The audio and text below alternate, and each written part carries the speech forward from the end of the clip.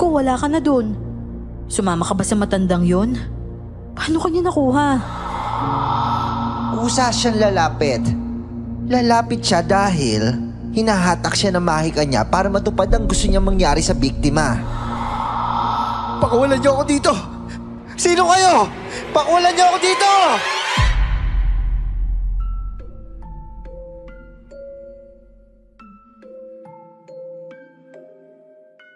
Isa ka rin bang taga-syudad na nagmahal ng taga-probinsya? Magawa mo rin bang lumuwas para lang makilala ang pamilya niya? Magandang araw pala sa lahat ng tagapakinig sa channel na ito. Ganon din po sa inyo, Miss Clar at Sir Jay. Nais ko rin pong ibahagi ang kwentong karanasan rin namin nung panahon ng kasintahan ko pa lang ang asawa ko. Nung panahong lumuwas kami sa lugar nila para makilala ang pamilya niya. Sa pagkakataong yon ay kasintahan ko siya sa loob ng 3 taon. Kilala na siya ng pamilya ko, pero ako, hindi pa nun kakilala ng pamilya niya. Upang lubos niyo pong maunawaan ang lahat, ang aking kwento ay magsisimula muna sa unang pagkakataon na nasira kami dahil sa nanay ko. Ako nga pala po si Alden, at ito ang aking kwento. Bago ko po simulan ng istorya, huwag kalimutang mag-subscribe bilang suporta sa ating channel. Oh, ka nandito. Anong ginagawa mo dyan? Pwede bang umuwi na lang ako? Hindi kasi ako komportable dito eh. Oh, bakit? May problema ba? Para naman kasing ayaw sa akin ng mama mo. Hayaan mo na. Ganun talaga yon. Medyo stricta. Hindi kasi ako sanay, Alden. Nakaka-offend din kasi minsan yung mga tanong niya eh. Ganun ba? O siya, sige. Magpapaalam lang ako. Pasensya ka na sa nanay ko Ayos lang yun. Naiintindihan ko naman siya eh. Hindi kasi ako kasing rangyan ng... Mara, hindi naman kami mayaman eh. Sadyang nagsikap lang talaga kami kaya meron kami mga bagay na nakikita mo ngayon. Magpapaalam lang ako ha. Strikta kasi ang nanay ko. Hindi ko rin masisisi si Mara noon. Nagpaalam lang ako sa amin na talagang nagsasalita pa ang nanay ko kasi ayaw niyang umalis sana ako sa bahay. Sa totoo lang, ayaw ng nanay ko sa kanya. Pero ako kasi ang masusunod kaya wala din siyang magagawa. Wala ka na ba talagang mahanap na iba, Alden? Probinsyana yan, iba ang mindset niyan sa atin. Kita mo naman, kahit sa pagkain niya makikita mong hindi proper. Yung kutsara at tinidor niya. Tingnan mo naman, iniwan na lang na naka-eki sa plato. Ay nako, ano ba naman yan? Alam mo ma, lahat ng tao may diferensya sa'yo. Nasa earth kasi tayo ma. At sa mundong to, iba't ibang nature ng mga tao ang makakasalamuha mo. Si Mara ma, iba yung nakagisnan niyang kultura. Iba rin yung sa akin. Sana ma, wag na lang natin maliitin kung anong bagay yung nakikita mo sa kanya na tingin mo ay mababa. Hindi ko naman siya minamaliit, Alden. Ang sa akin lang, yung mga ginagawa niya hindi proper. Hindi nga kasi siya lumaki mayaman ma. Yung proper na sinasabi mo, pang mayaman lang yung gumagawa niyan eh. Sa lugar nila, sa estado ng pamumuhay nila, imbis na isipin yung pagiging proper, mas gusto nilang pagtuunan ng pansin kung paano magkapera.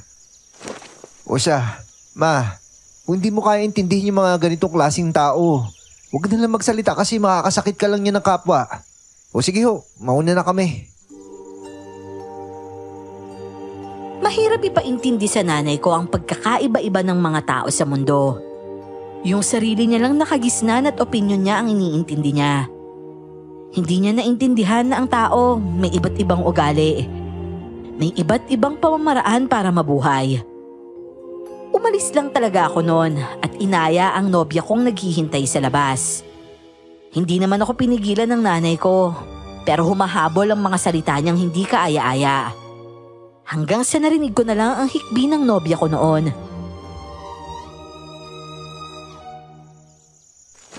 Alden, maghiwalay na lang kaya tayo.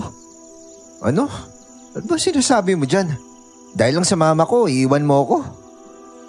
Sa tingin ko kasi magiging magulo lang yung buhay natin kapag pinilit natin to eh. Mara, kapag ganitong usapan, ako yung masusunod, hindi yung nanay ko. Nakikita mo naman nagsisikap ako para sa atin, di ba? Hindi ko na talaga alam, Alden. Uuwi na lang muna siguro ko sa amin. Grabe ka naman. Hindi mo ba ako mahal? Bilis mo naman sumuko. Hindi ko naman kasi alam na iba pala talaga ang buhay mo eh. Na ganun ka pala kataas. Kung sa umpisa pa lang, alam ko nang ganun ka, hindi na talaga kita tinanggap. Sinasabi mo ba na tinago ko sa yung pagkatao ko, ganon? Naglihim ako sa'yo? Kasi para sa tono kasi ng pananalita mo, parang nagsisisi ka pa. O sige na, huwag mo na ako samahan. Maiwan ka na lang dito. Mara naman, wala namang kanyanan. Alden, natatakot ako sa buhay na meron ka. Pakiramdam ko, lalagyan ako ng tali sa leeg at pasusunurin sa mga gusto nyo. Kaya maghiwalay na lang tayo. Hindi ko siya napigilan noon. Talagang umalis siya kahit sinundan ko siya gamit ang motor na dala ko. Pero hindi siya sumakay kahit anong pilit ko. Kaya ang ginawa ko noon, hinintay ko lang siyang makasakay at sinundan din ng sinakyan niya hanggang sa makababa siya. Ang importante lang sa akin noon ang makauwi siya. Pero masakit din dahil iniwan ako ng dahil sa pamumuhay namin. Pero hindi ako ganun kabilis sumuko. May balak pa rin akong suyuin siya. Hinayaan ko lang muna siya sa loob ng 2 araw at kinakamusta ko lang siya sa chat kahit na walang reply noon. Ay, paano ko ba ito susuyuin? Ang hirap naman. Oh, bakit parang problemado ka yata sa relasyon ninyo? Sinasabi ko sa'yo, Alden, ang pag-aasawa hindi biro yan. Pumili ka naman ng tamang babae. Ma, paano mo naman nasabing maling babae si Mara? Ang tahimik eh, at saka mukhang hindi marunong. Ho? Siya naman hindi marunong. Sa mga bagay-bagay, para siyang walang alam. Marunong ba magluto yon? Maglaba, maghugas ng plato? Kapag lahat ng yan hindi niya alam gawin, tama yung sinasabi ko sa'yo, Alden. Yung pag-aalaga ko sa'yo, hindi niya yun magagawa. Ang gusto ko lang naman, yung babaeng may alam. Kung ganyan yung tingin mo kay Mara, ma, hindi na lang kami siguro dito titira. Wala ko ipapalit sa kanya. Kung yun yung tingin mo sa kanya, wala akong magagawa. Pero hindi kita susundin sa gusto mo. Kasi ganun din naman eh. Kapag sinunod kita, hindi ako masaya. Bahala ka. Kung sa bagay naman matanda ka na nga. Marunong ka na rin namang magdala ng buhay mo. Yun nga lang, matutulad ka sa ibang may mga burarang asawa. Yung bahay ninyo, panigurado ko makalat yan, madumi. Yung lutoan ninyo, siguradong punong-puno ng mantika yan dahil hindi yan pupunasan. Magkakasakit kayo, sigurado ako. At yung mga magiging anak ninyo, ay nako, wala yan. Kasi nga yung babaeng ginugusto mo, walang alam sa buhay. Akalain mong tinatanong kung anong specialty niya? Paano ba siya maghugas ng plato? Anong gagawin pagkatapos hugasan ng plato? Hindi naman niya alam kung ano isasagot niya. Ewan ko sa'yo, ma. Hindi naman importante sa akin kung gaano kalinis yung bahay eh. Ang importante, maayos yung samahan sa loob ng bahay.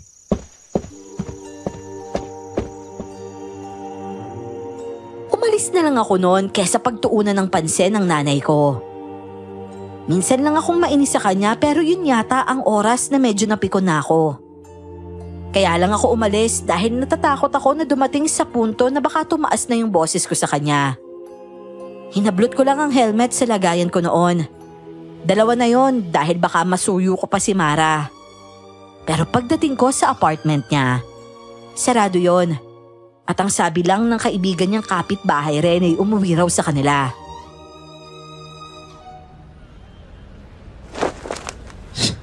Anak nang, iniwan talaga ako nun ah.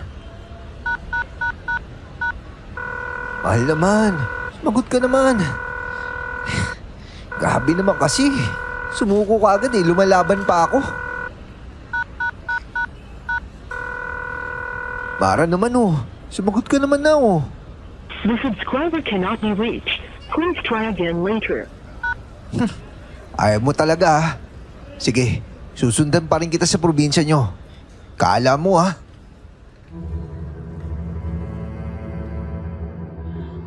Bumalik ako sa bahay noon at agad-agad ring nag-impake. Nakita ako ni Mama na naglalagay ng damit sa maleta, kaya agad na naman niya akong kinumpronta. Tulad ng inaasahan, paulit-ulit na naman ang mga sinasabi niya. Ayaw niyang umalis ako, pero hindi na ako nakinig. Lalaki ako kaya susundan ko ang babaeng gusto kong panindigan.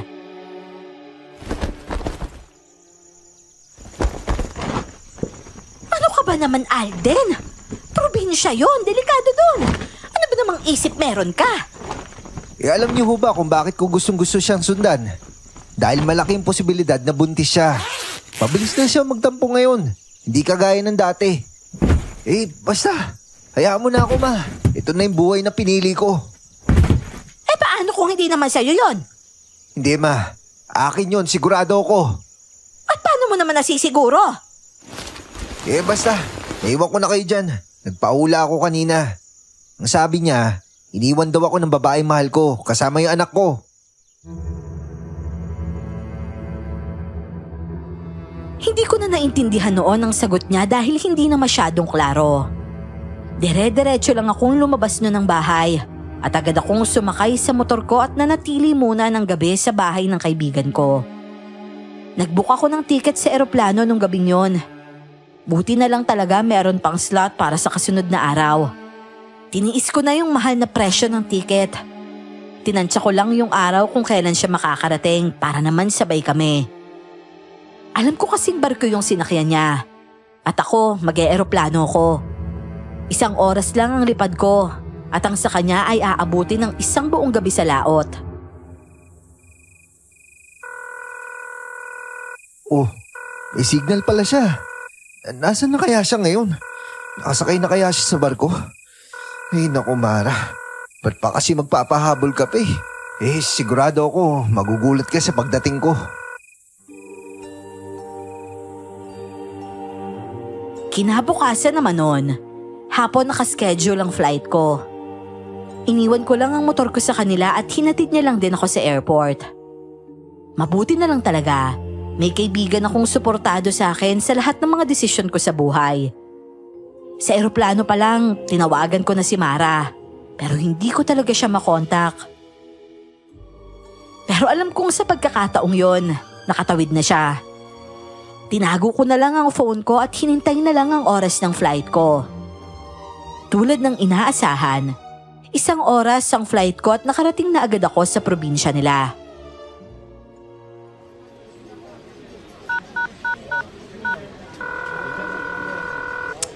Sagot na. Dali na. Ama na yung tampo.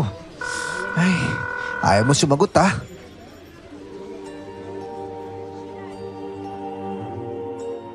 Nag-text na lang ako noon na nasa probinsya na nila ako at babiyahe na ako papunta sa bayan nila.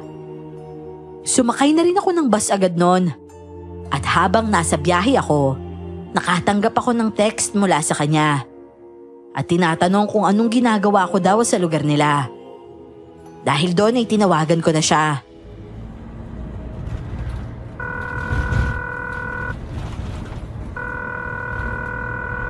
Hello?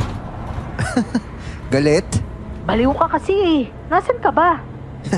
Nandito sa bus, papunta sa inyo. Ay nako, nakakainis ka naman eh. Kakarating ko lang dito. Eh di galit na naman yung mama mo niyan.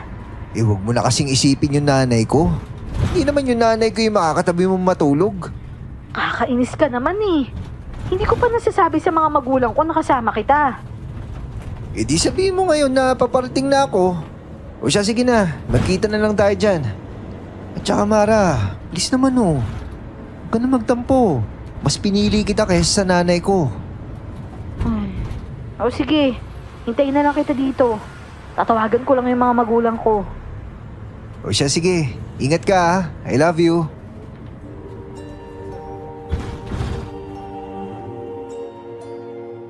Pero pinatay na lang niya ang cellphone noon. Wala man lang response na I love you too. Tinago ko na lang ang telepono ko noon. At pagkatapos ng 2 oras na biyahe, dumating rin ako sa bayan nila. Nandun ako mismo sa terminal at dun nga niya ako hinintay. Hoy, pangit! Ganon na yung tawag mo sa akin ngayon. Ano ba kasing pumasok sa kukote mo at sumunod ka pa dito? Ano bang pumasok sa kukote mo at umalis ka nang hindi nagpapaalam?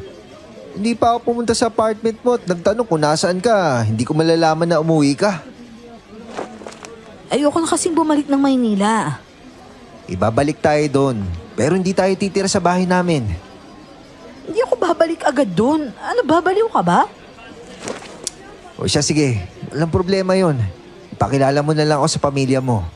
Hindi naman siguro sila strikta tulad ng mama ko, di ba? Wala namang ganun sa amin, no? Marunong rumespeto ng mga tao yung mga magulang ko. Mayaman ka man o mahirap ka.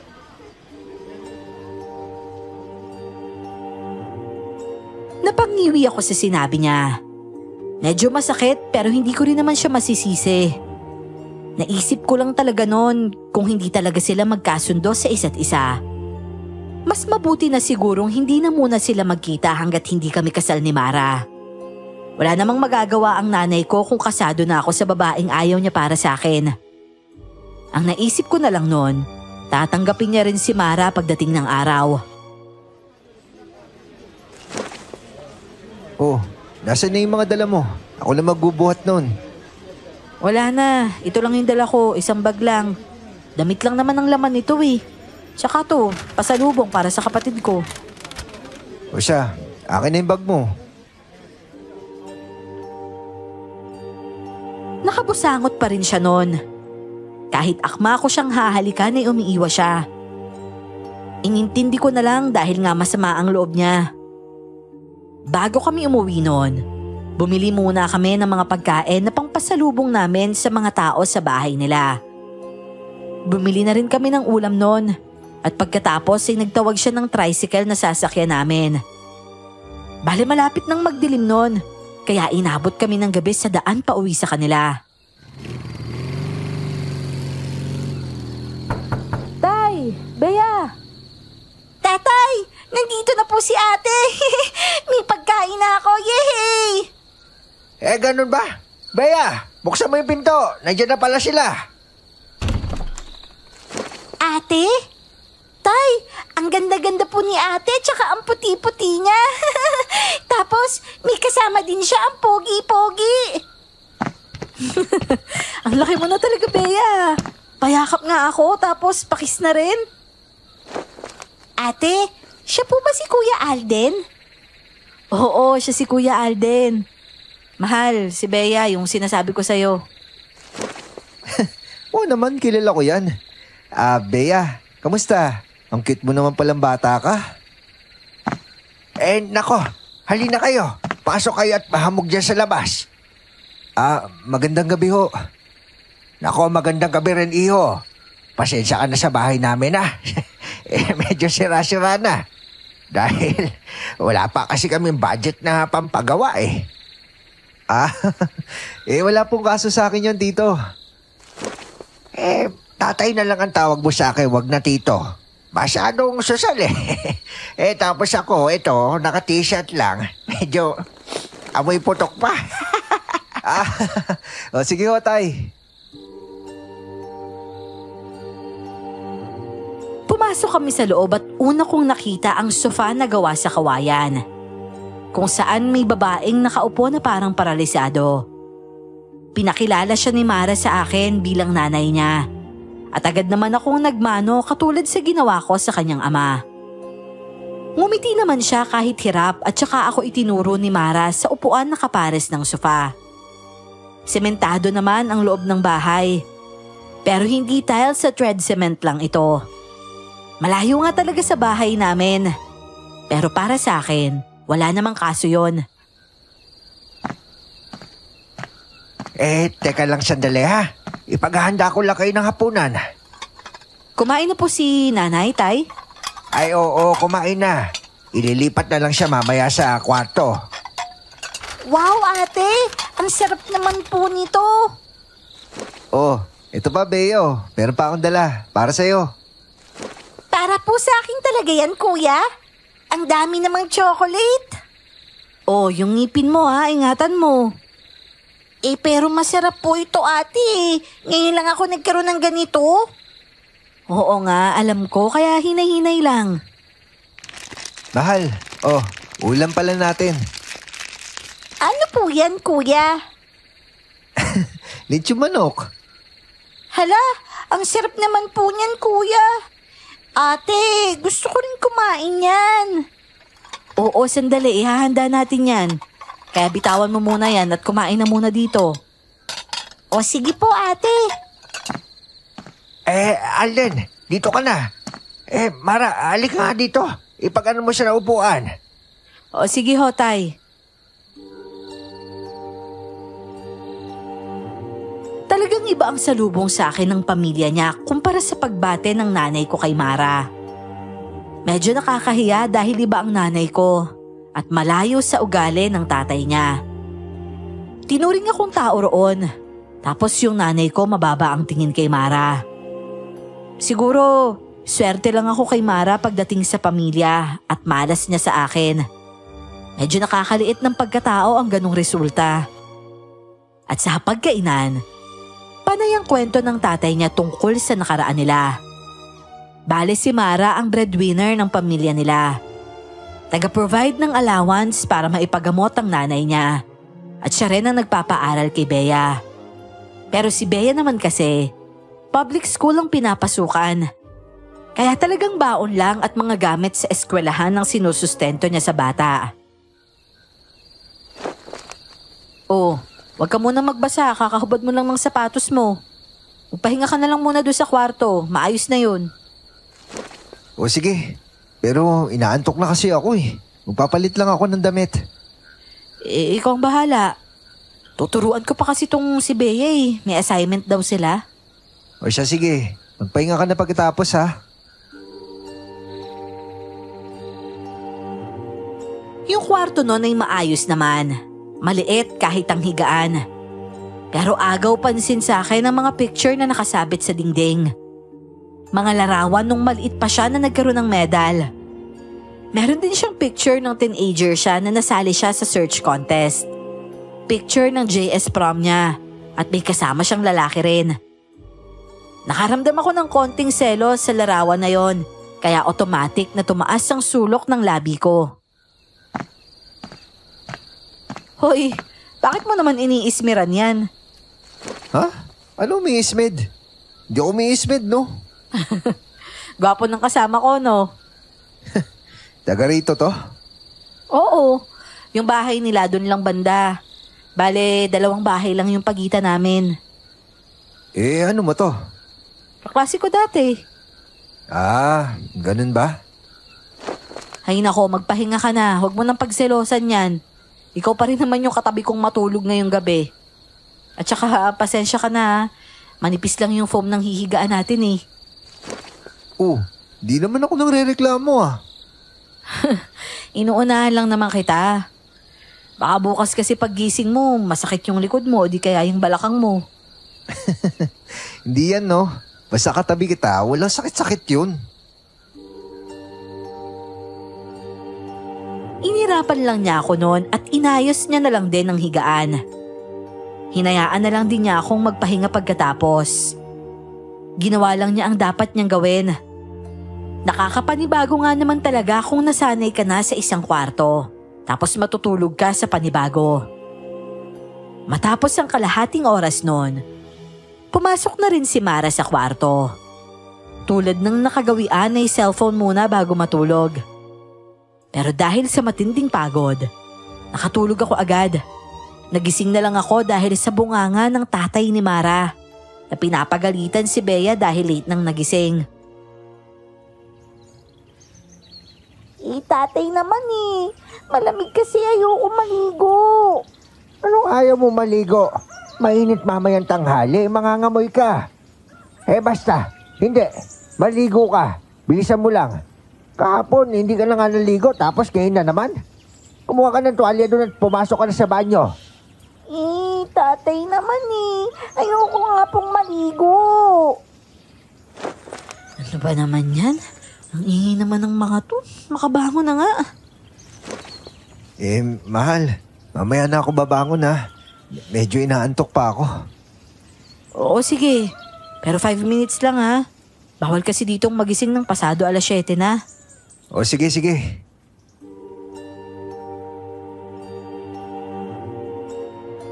Hindi ako sanay magising ng ganung kaaga kung wala akong trabaho.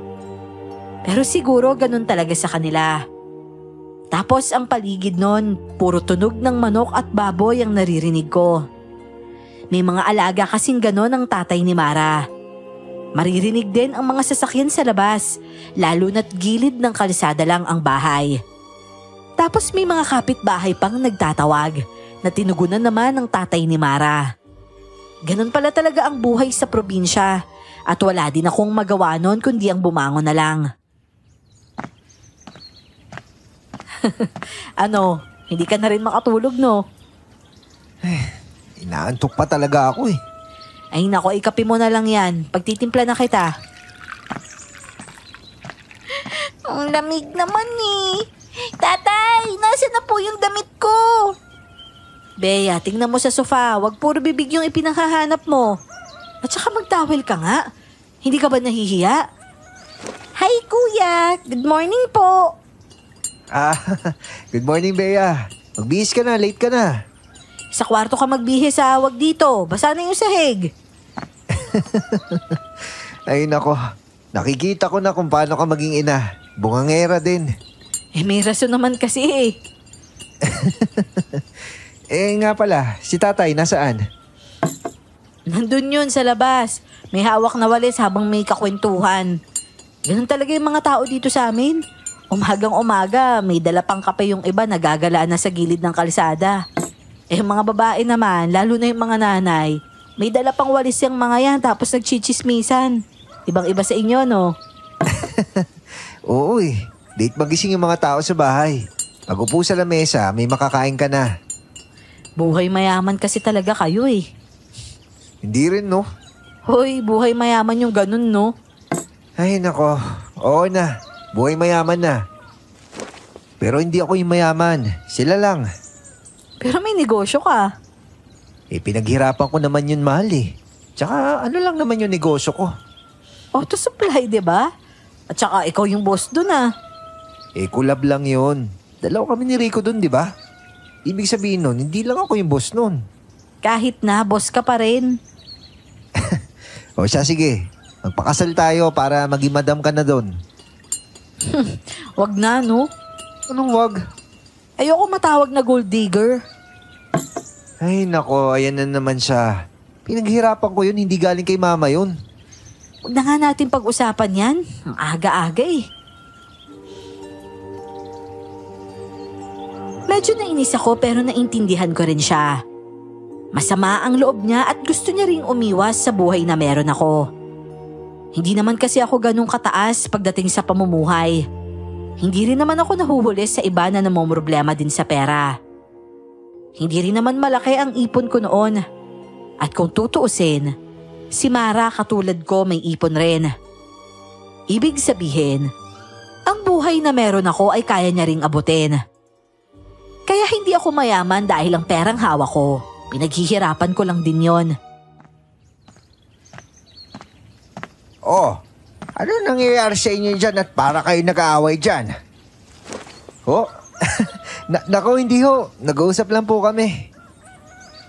Oo. Iwasan nyo mag-away sa umaga. Hindi maganda yan. Nga pala, si Bea nasaan?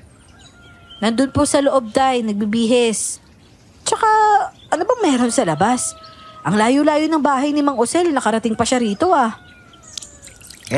Oo nga pala. Yung special child na anak ni Espina, namatay daw. Di ba nakaraan nun, balita masakit daw yung tiyan. Wala na yun ngayon. Oh, kawawa naman pala, Tay. Ang sabi inaswang daw. Ewan ko kung totoo yun. Inaswang? May ganun ba dito sa atin? Abay, malay ko.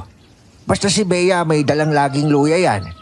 Ikaw pala, Alden. Magbulsa ka ng luya palagi kahit nandito ka sa bahay. Kasi hindi mo alam, minsan may biglang sumusulpot na bisita. At mausog ka pa. Opo, Tay.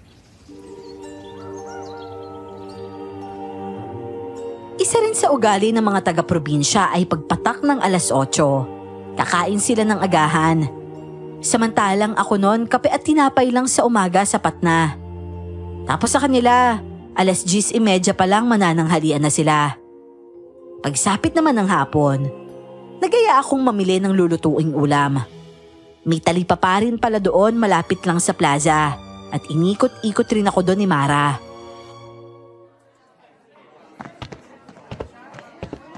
Aba, kilala ka pala dito ah. Malamang dito ako pinanganak. Dito din ako lumaki at nag-aral, lahat-lahat.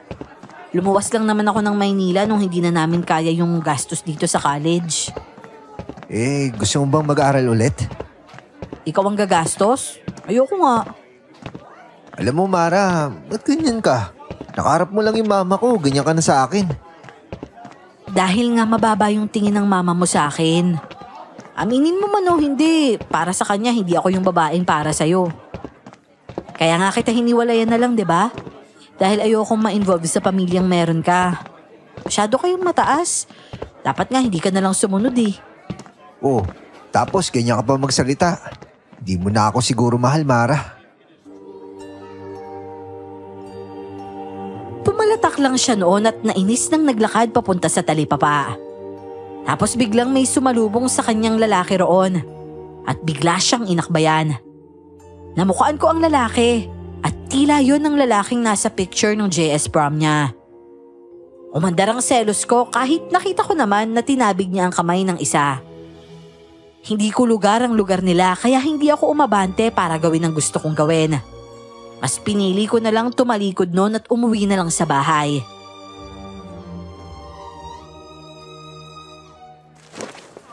Oh, Tol, nakita kita kasama ni Mara kanina. Boyfriend ka ba niya? Oo. Ako nga pala si Aris. Bakit ka pala bumalik? Wala lang. Wala lang? O baka naman may nakita ka. Tol, alam ko matalino kang tao. Mabait din naman si Mara pero yung nakita mo kanina, huwag mong babaliwalain yun. Payong kaibigan lang yun. Kumunotang no ako sa sinabi niya. Para kasing sinisiraan niya si Mara sa akin. Pero tama nga rin naman siya. Hindi ko talaga kayang baliwalain ang nakita ko kanina. Nakadisplay kasi ang picture nila sa kwarto niya mismo. Tapos sa harapan ko mismo inakbayan siya. At hindi man lang ako nilingon. Insulto yun para sa akin. Naisip ko talaga noon. Siguro hindi ko lang talaga kilala si Mara. Di ba umalis ka na kanina doon? Tapos maglalakad sila sabay papunta dito. Kung ako sa'yo, Tol, lumayo ka muna. Kasi parang awkward naman na dadaan-daan ka lang nila dito. Magiging awkward din sa part ni Mara. Wala pa siyang paliwanag sa'yo, di ba? Dapat ko bang gawin yun? Ikaw, kung matapang ka, harapin mo kaagad. Pinaka the best way mo talaga yun para malinawan ka. Ano ba naman to? Tama ba tong decision kong sumunod? Kung gusto mo, sama ka na lang sa akin, pre. Inuman na lang tayo doon. Ano, G? Pas muna ako dyan. Gumagawa na nga siya na mali tapos dadagdagan ko pa. Kumibit balikat lang siya noon. Maaring totoo ang sinasabi niya at concerned siya sa akin kunwari. Pero hindi ko rin nagustuhan ang panghihimasok niya. Pero tulad ng sabi niya, umalis ako sa lugar na yon. Nag-iba ako ng daan para naman hindi kami magkita-kita. Hanggang sa may nakita akong matandang bumaba sa tricycle at nahulog ang mga dala pagkaalis nito. Naku, Tay, nahulog po yung mga dala mo. Tulungan na po kita. Nako, maraming salamat sa'yo, Iho. Saan ho ba yung bahay nyo? Ihatid na po kita. Talaga ba? Malapit lang naman yung bahay ko. Papasok lang tayo dyan. O sige ho, ihatid na po kita. Yung matandang yon ang ginamit kong paraan para may mapuntahan lang. Hinatid ko siya hanggang sa bahay niya na ako ang nagdala ng mga pinamili niya. Saktong paghinto naman namin sa bahay niya, narinig ko ang boses ni Mara. Oh, mahal. Bakit umalis ka kanina? Hindi ka man lang nagpaalam. Ay, nobyo ka ba ni Mara? Opo, ako po si Alden. Nako, maraming salamat ulit ha. Walang anuman po. O siya, sige na. Samahan mo na yan nobya mo kung saan man kayo pupunta. Umalis kami noon at hindi na lang ako umimik kay Mara. Talagang masama ang loob ko sa kanya. Tila napansin niya rin ang pananahimik ko kaya naramdaman ko na lang ang kamay niya sa kamay ko. Huwag kang maging masyadong malapit sa matandang yun ha. Mamaya mausog ka nun. Umalis ka ba kanina kasi tinulungan mo siya? Di ka man lang nagpaalam sa akin. Uy, kinakausap kita. Mahal. Ano ba yan? Ba't hindi ka sumasagot? Uy, Alden! Pinalingan ko lang siya ng tingin at inalis ang kamay niya sa kamay ko. Nagpatiuna akong maglakad kaya talagang mas lalo niyang napansin ang pagiging malamig ko. Hoy, Alden! May problema ba? Sabihin mo naman kasi sa akin, ang hirap kaya manghula. Nabili mo na ba lahat ng lulutuin natin sa tanghali? Oo naman. Akala ko nga nakasunod ka lang sa akin eh. O siya, sige. Uwi na tayo. Oo, sige. Pero bakit ba kasi ang tahimik mo? May problema ba?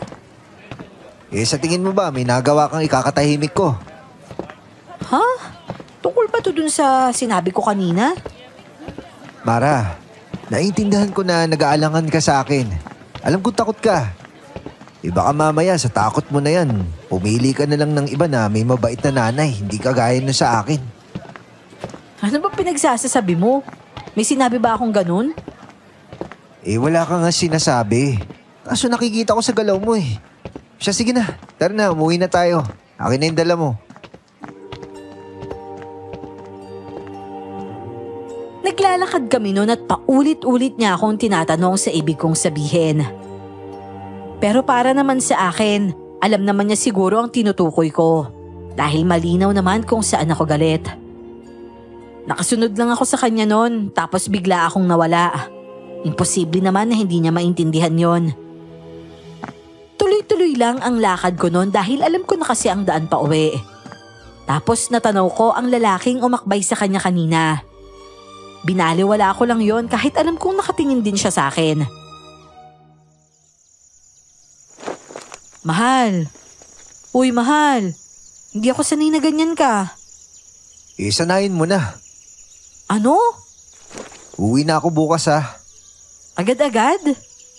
Kasi ganito. Nakipag-iwalay ka sa akin pero sumunod pa rin ako dito.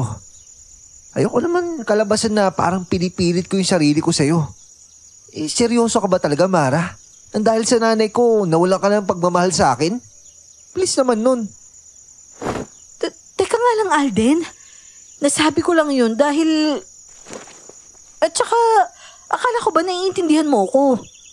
Naiintindihan na kita. Lugi nga ako eh. Ako lang yung nakakaintindi sa'yo. Ikaw hindi mo ako iniintindi. Kasi kung talaga naiintindihan mo ko, dapat alam mo kung bakit masama yung loob ko sa'yo. Kanina pa lang nang mapansin mo na wala na ako sa likod mo. Matapos kong sabihin yun ay umalis na agad ako sa harap niya. Nang makarating naman sa bahay, ang hirap magpanggap na okay lang. Ako na lang ang nagboluntaryong magluto para naman kunwari, abala ako sa gawain kaya hindi ako makausap. Nung gabi naman pagkatapos ng hapunan, lumabas ako. Gusto ko lang magpahangin para mabawasan ang sama ng loob. Naramdaman kong bumukas ang pintuan at sinilip niya ako. Nanggulo pa sa kanya ang kapatid niya kaya naramdaman kong umalis siya doon at hindi niya lang sinara ang pintuan. Oh, Mara, ano ginagawa ni Alden sa labas? Nagpapahangin lang po yan, Tay. Nakakain lang din kasi niya Ganun ba? O sige. Tapos sabihin mo na maya-maya pumasok na siya ha. Opo, Tay.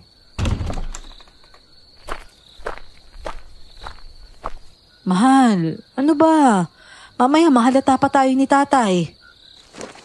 Pumasok ka na sa loob. May bibiliin lang ako. Sasamahan na kita. Hindi na. Ano ba kasing problema? Sige na, pumasok ka na. Hindi may something talaga Sabihin mo na kasi para makapag-usap tayo. Alam mo ba na walang ka na respeto sa akin nang hindi mo alam? At hanggat hindi mo alam yon, lalong sumasama yung loob ko sa'yo.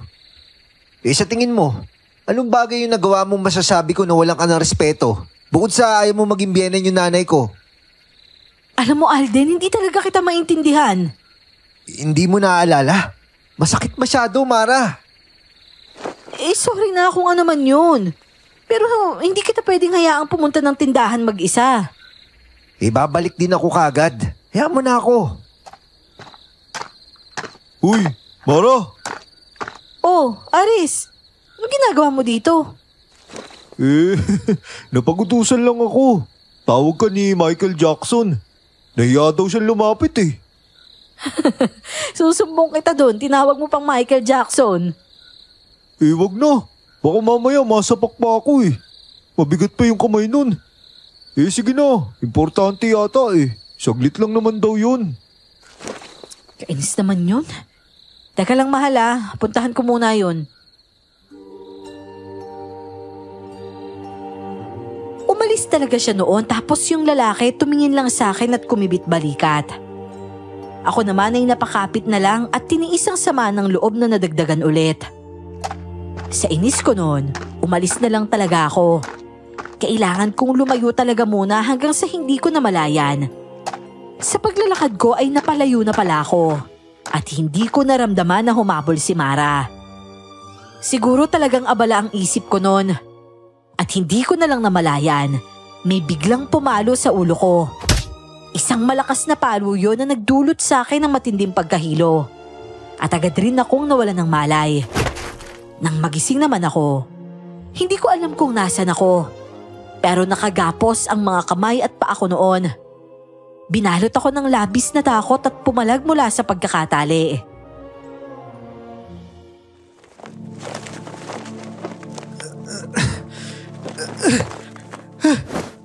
Pakawalan niyo ako dito! Buisit! Sino kayo? Pakawalan niyo ako dito!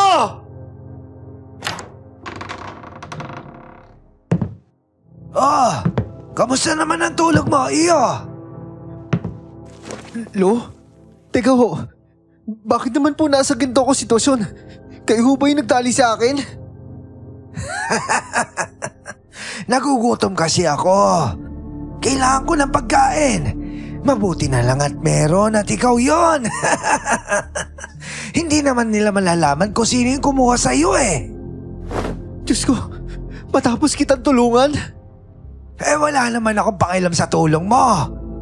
Ang mahalaga lang sa akin, yung pagkain ko ngayong taon. Dahil nakaraang buwan pa akong gutom. Ano?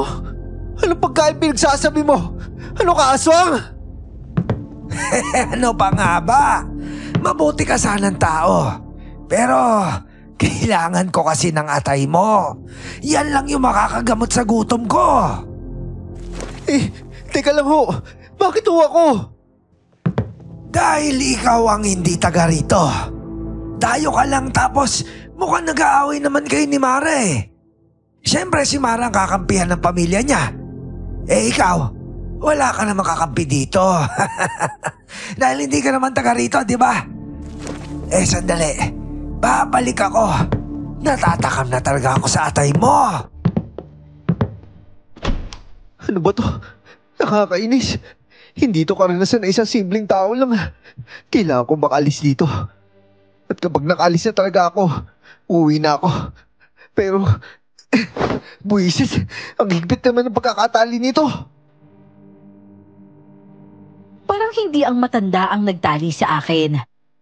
Dahil ang higpit nito ay hindi halata sa lakas niya. Pero hindi rin imposible dahil nga aswang siya. Sobrang dilim pa sa paligid dahil dinala niya palabas ang ilaw na dala niya kanina pagpasok. Ginawa ko lang ang lahat noon para makawala sa tali. Hanggang sa nakawala na nga ako sa sobrang pagpilit ko. Pero para rin akong nabalata noon. Mabuti na lang at medyo matagal makabalik ang matanda. Pero naririnig ko ang galaw niya sa labas na parang gumagawa siya ng apoy. Yun yata ang gagamitin niyang panluto sa akin. Relax lang, Alden. Relax lang. Maghanap ka ng dadaanan. Pero saan ako dadaan? Wala namang bintana eh. Kakainis. Tumayo ako noon matapos kong maalis ang tali ko rin sa paa. Tapos dahan-dahan akong humakbang palapit sa pintuan. Nakasara ito mula sa labas kaya wala na akong maisip na opsyon noon, kundi abangan ulit ang pagbukas noon. Matagal pa akong naghintay roon hanggang sa naririnig ko na ang mga hakbang ng matanda. At pagbukas ng pinto, agad ko siyang sinuntok at sinipa sabay labas. Aray ko! Maloko ka! Hoy! Bumalik ka dito! Kumaripas ako ng takbo noon. Sobrang bilis ko talaga. Pero narinig ko pa rin na parang may nababaling buto at hindi ko alam kung paano nangyari yon. Tapos maya-maya pa, bigla na lang may humahabol sa akin na may malagim na angil pang kasama. Tulong! Tulungan niyo ako! Merong aswang! Tulong! Hindi ka makakatakas sa akin! Wala kang mapupuntahan ngayon na makakatakas ka! Dahil nasa teritoryo kita! Ah! Tulong! Hoy!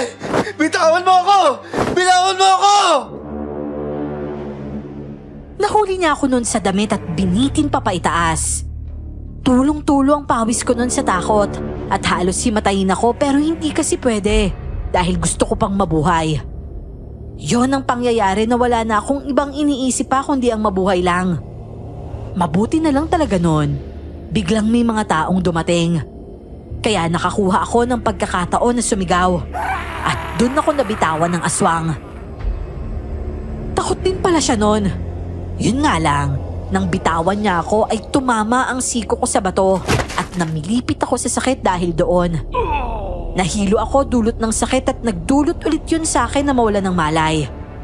Nang magising naman ako, may babae nang nakaupo sa tabi ko. Kumusta pakiramdam mo, mahal?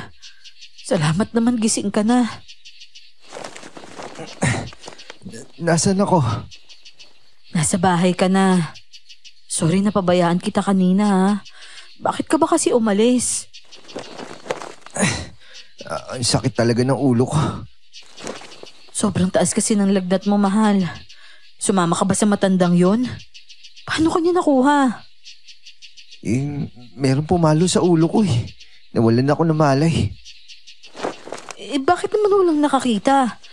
Kahit ako, kung may pumalo sa ulo mo, maririnig ko yun. Pero wala naman eh. Paglingon ko, wala ka na dun. Tapos hinanap ka pa namin, hindi ka naman namin makita. Umalis ka ba? Mahal, tinatanong kita. Abay, Mara. Mamaya mo na usasahin yan. Kailangan pa niyang kumain. Luto na yung lugaw, tapos painumin mo muna ng gamot. Alden anak, kaya mo bang bumangon? Hindi ko alam eh. Anak, pasensya ka na sa naranasan mo pa ito sa lugar namin. Kaya simula ngayon, yun yung tandaan mo ha. Huwag kang tumambay sa labas kasi itong mga taong may mga halimaw pala sa katawan, hindi malaman kung sino sila. Mga dayon na kagaya mo yung punterian nila. Kaya kapag madilim na, sa loob ka na lang dapat ng bahay. O sige ho. Anong oras na ho ba? Hapon na ulit. Sobrang haba ng tulog mo. Nagkukumbulsod ka pa kanina. Muntik ka na nga namin madala sa ospital eh. Buti na lang may manggagamot dito sa barangay. Napahupa niya yung lagnat mo kahit papano. Pero mataas pa rin eh. Ganun ho ba? Tay, kapag gumaling ho ako ha, Uwi na po ko. Pasensya na. Naiintindihan ko. Alam ko yung nararamdaman mo kaya okay lang. Kakausapin ko lang si Mara tungkol dyan para hindi ka na rin mahirapang magpaliwanag. Salamat ho. Basta't magpakalakas ka. Oh, nandiyan na pala si Mara eh. Anak, maligam-gam ba yung tubig mo? Oo naman, tay. Dito ka na. Pakainin mo muna siya. Lumabas si Tatay Anghel noon tapos si Mara ay inayos ang pagkain ko. Inalalayan niya rin akong bumangon noon. Maalaga rin siya sa akin. Pero dahil sa mga nangyari, kumakain akong tumutulo ang luha sa mga mata ko. Paulit-ulit niya lang ding pinapahiran ito. Tama na, mahal. Ligtas ka na ngayon. Magpagaling ka na lang at nandito lang ako. Mara, sa tingin ko mukhang tama ka. Tama naman saan? Tama na maghiwalay na lang tayo. Aha? Kung rason mo kung bakit nakipaghiwalay ka sa akin noon dahil sa nanay ko. Ang rason ko naman, dahil dito sa lugar niyo, napakadaming aswang tapos sobrang manhid mo pa. Manhid? Alam mo, Alden, kahapon pa kita hindi maintindihan Dahil wala kang pakialam sa nararamdaman ko Wala ka na ba talagang pagmamahal sa akin? Hindi mo na alam na nasasaktan na ako? Kasi ako, iniiwasan ko yung mga ganung bagay na alam ko nasasaktan ka. Iwan ko yung nanay ko. Sinusuway ko ang mga gusto niya para sa'yo. Nibanggitin ko siya sa usapan natin, hindi ko magawa kasi alam kong babalik sa'yo yung araw na nakaharap mo siya. Na hindi maganda yung naging trato niya sa'yo. Mas pinili kita, Mara, kaysa sa nanay ko. Pero bakit ganito yung ginagawa mo sa akin? Alden, sorry. Sorry kung kasalanan kung nakuha ka ng aswang na yun. Hindi yun yung ibig ko sabihin, Mara. Mara, nagsiselos ako. Sa picture na yan, naiintindi ko lang kasi. Dati na yan. Tsaka achievement mo yan. Halaala mo nung nag-aaral ka pa. Pero yung harap-harapan naman, Mara, sobra naman yun. Umalis ka sa tabi ko para puntahan lang yung taong yun. Alden naman. Ayoko na. Ayoko na kumain. Hindi, kailangan mong kumain. Hindi pwedeng ganyan. Ayoko nga kumain. Wala akong gana. Paano ka naman gagaling yan? Para saan pa? Alden, hindi mo lang kasi naiintindihan Hinihintay ko lang naman na maintindihan mo ang ibig ko sabihin Pero pagdating sa lalaking yun, hindi mo naiintindihan yung nararamdaman ko doon? Mara, boyfriend mo ko. Hindi naman ako ganun kaselosong tao. Pero sana, pinaramdam mo naman sa akin na kahit kaibigan mo siya, ako pa rin yung boyfriend mo. Pero hindi mo magawa akong pakilala doon. Hindi mo kaya, di ba? Nahihiya nga raw kasi siya. Babaw ng sagot mo. At saka first time mong magselos Ano? Natuwa ka pa? O ano, masaya ka na? Ibig sabihin siguro niyan, sobrang mahal mo talaga ako, no? Iligpit mo na yan. Ayoko na kumain. Wala ka nang kain mula kaninang umaga't tanghali. Tapos ngayong hapon ayaw mo pa din? Kailangan mong uminom ng gamot, mahal. Hayaan mo na yan. Patay na kung patay. Bumalik ako sa paghiga at sobrang init ng mata ko noon. Sobrang bigat din ng ulo ko at ang sama talaga ng pakiramdam ko.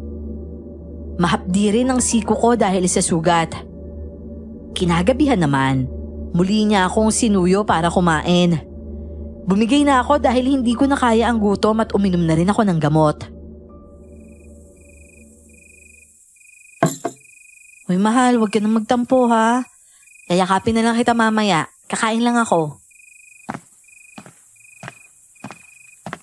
Ate, hindi pa rin po ba okay si kuya? Hindi pa, masama pa yung pakiramdam niya. Kaya huwag kang magulo ha. Diyan ka lang sa labas para hindi maistorbo yung paghiga niya.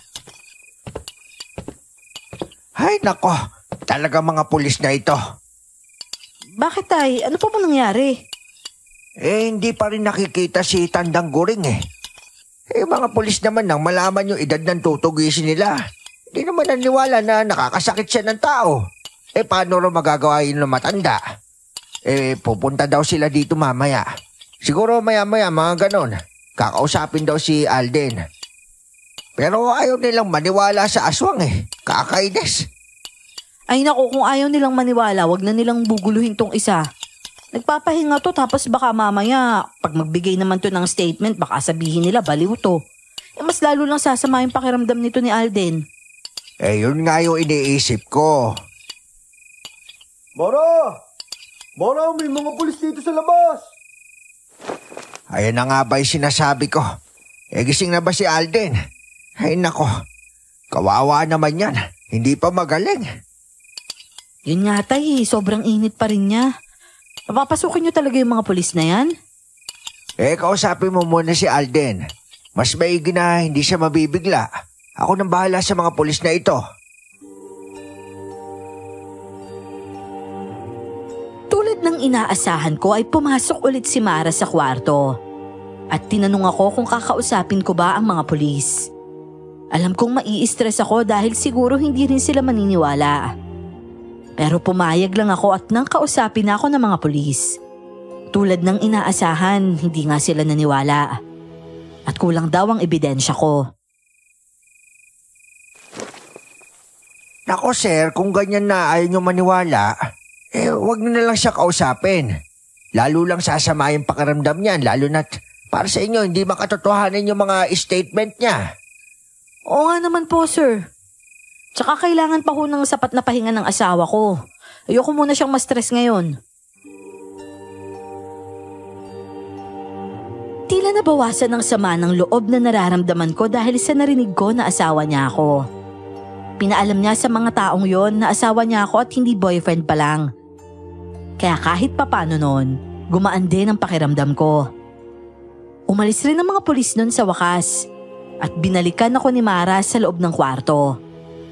Tinabihan niya lang ako. Kapag gano'n ang ginagawa niya, makakalimutan ko na ang sama ng loob ko. Ano mahal? Ayos ka lang? Umalis na sila. Hayaan mo sila kung ayaw nilang maniwala. Di naman tumitigil yung mga tao dito sa pagtugi sa kanya Kaya magpahinga ka na lang dyan. Chong, anong sabi po ng mga pulis? Ano pa nga ba? Di hindi naniniwala. Huh? Nagtatrabaho pa sila pero hindi naniniwala? Ang dami-dami na nga nagsabi tapos ang dami pang nakakita tapos ayaw maniwala ng mga yan? Baliw ba sila? Maraming nakakita sa halimaw. Pero walang nakakita ng aktual na pagpapalit niya na anyo. Kahit si Alden hindi siya nakita Pero syempre, sigurado siya na si Goring yun. Syempre ho, siya yung kumuha sa kanya Teka nga lang Mara. Wala pa akong pinagsabihan na siya yung kumuha sa akin Yung kubo kasi kung saan ka dinala, kubo yun ni Lolo Goring.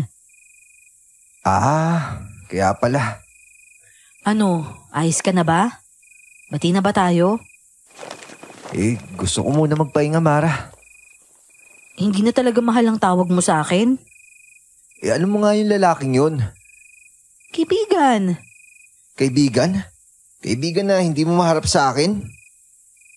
Hoy, Aris, tara na. Umalis na tayo. Michael, mauna ka na lang kaya. Ano?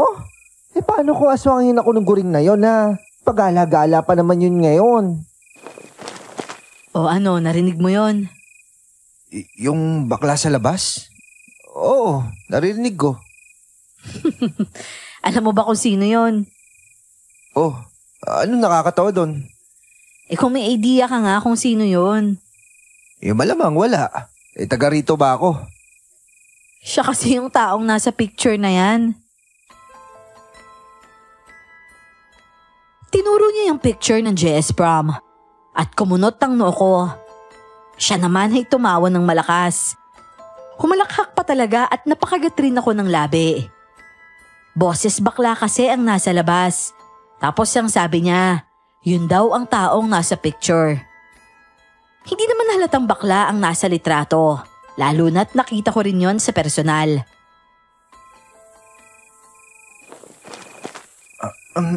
Bakla yan? Oo nga. Tapos selos na selos ka pa. Bakla naman yun eh. Baka ibang tao naman yan ha. Sinasabi mo lang para makalusot ka. Ay nako, teka, sandali. Oh, saan ka pupunta? Imbis na sumagot ay bumaba siya sa higaan at talagang lumabas siya sa kwarto. Nagtatalo pa ang dalawa sa labas at binibiro pa ngayon ni Tatay Anghel. Hoy, Michi! Halika nga dito. Hala, ano namang kasalanan ko? Ano yon, Mara? Dahil kasi sa'yo, nakuha ni Lolo Goring yung asawa ko. Kasalanan mo to eh. Hala, lukarit na to sira ulong bakla. Bakit naman ako, Aber? Pinagsilosan ka kasi ang gwapo mo dun sa picture. Mukha ka kasing lalaking lalaki dun eh. Sabi ko naman sa'yo, magpalda ka na lang eh. Pumasok ka nga dito. Ano ba naman yan, Beshi? Ba't mo pa pinapaalala yung ganun pormahan ko? Kinalimutan ko na yun, tinalikuran ko na yun. Tsaka ayoko, baka sapakin ako niyan eh. Ito naman, sige na, pumasok ka na lang kasi. Yari ka, Michael. At dahil dyan, iiwan na kita. Bye-bye. Hoy, wala namang ganyanan. Wala akong kasama mamaya. My gosh. Aris, hoy! Lokong to. Iniwan niya talaga ako, buwisit. Ay, nako, Michael. Sinabi ko naman sa'yo na hindi ka bagay maging babae. Basta, babae ako. Ay, Mara, ano ko ba naman? Hila ka lang hila eh. Ayoko nga humarap sa jowa mo. Masyadong gwapo, nangihina ako. Baka hindi ko mapigilan yung sarili ko at masakyan ko yan. Magsisisi ka. Sinasabi ko sa'yo.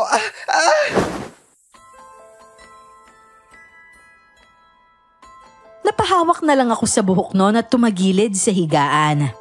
Talagang hinihila siya ni Mara papunta sa kwarto namin at nahiyari naman ako. Pero syempre gusto kong makumpirma kung yun ba talaga ang taong yon. Halika na kasi, nag-iinarte ka pa eh. Diyos ko naman, Beshi. Paano kung totoong pinagsilusan talaga ako niyan? Baka masakal pa ako niyan bigla eh. Kapag ako namatay, Mara, ikaw talaga bibili ng kabaong ko. Pero gusto ko yung Hello Kitty yung style ah. Ay nako, o sige. Gusto mo yung Dora pa yung bilihin ko sa'yo. Halika na, pumasok ka na dito. Mag-hi ka. Sexihan mo ah. Oh, si-sexihan ko. Baka mamaya ma-inlove sa akin yan ha. Mawawalan ka. Che, mas maganda ako sa'yo no. Tsaka hindi mahilig sa may lawit yun. Pumasok ka na lang kasi. Mahal, eto na oh. Tingnan mo yung mukha niya. Kaya lang naman lalaking lalaki yung forma nito kasi gusto ng tatay niya sundalo siya eh. Lumingon naman ako noon at unat na ang damit ng bading na yon sa kakahila ni Mara. Lalaki nga ang pormahan niya pero sa paraan ng pagmamatigas niya kay Mara. Kilos bakla nga siya at kamukha nga niya ang nasa picture.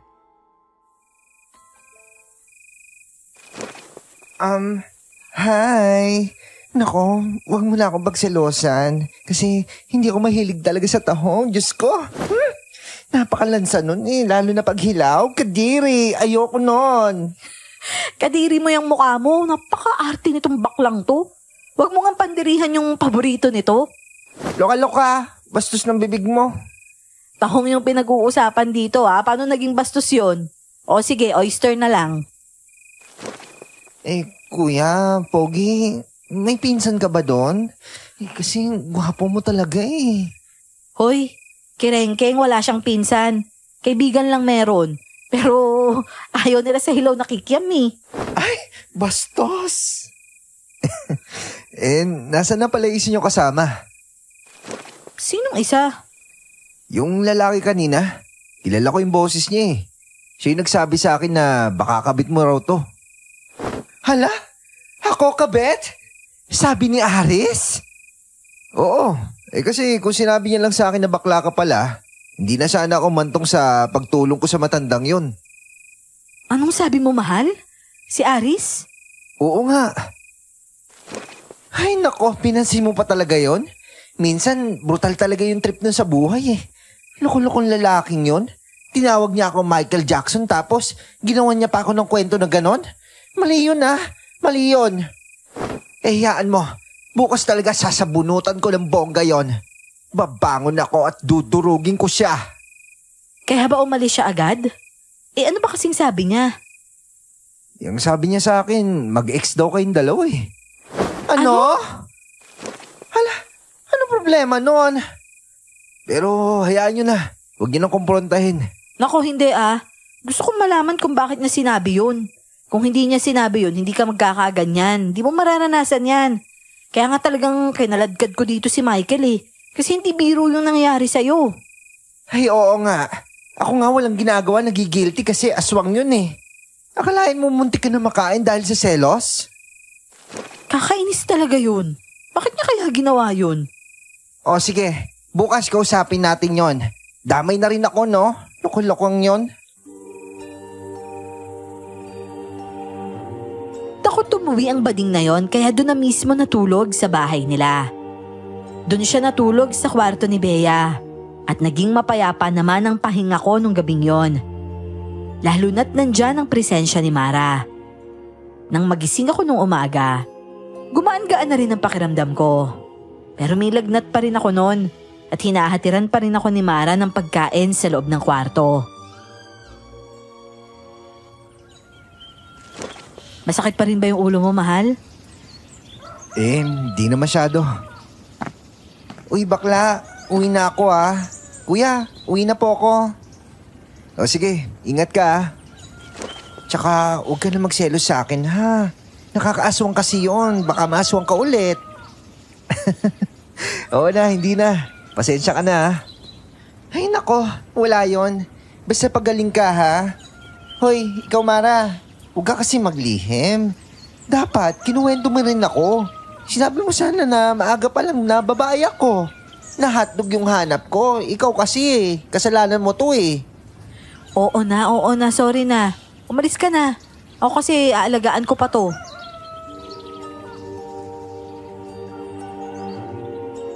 Ilang araw pa ang ginugol ko sa kwarto na yon bago ko nakayanan na tumayo na talaga. At ang balita nun sa paghahanap sa matanda ay wala pa ring usad. Pero si Mara nun, alam kong lumabas siya at kinumpronta yung kaibigan niya. At bumalik siya sa bahay na galit na galit.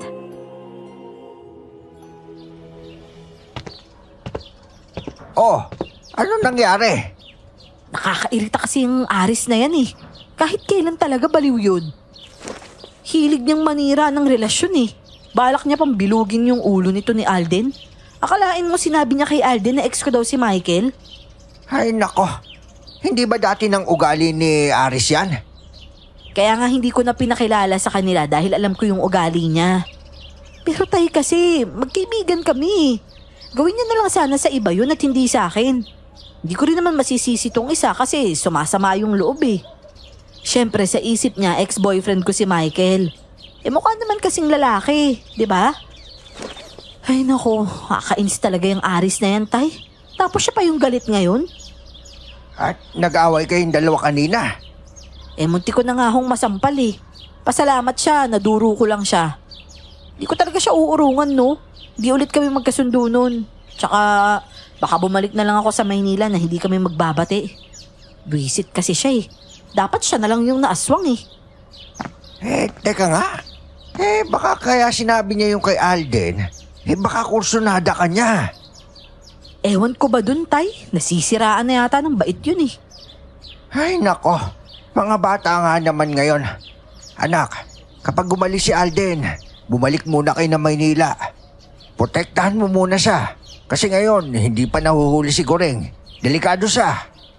Opo, tay. Ganun na lang nga po yung gagawin namin.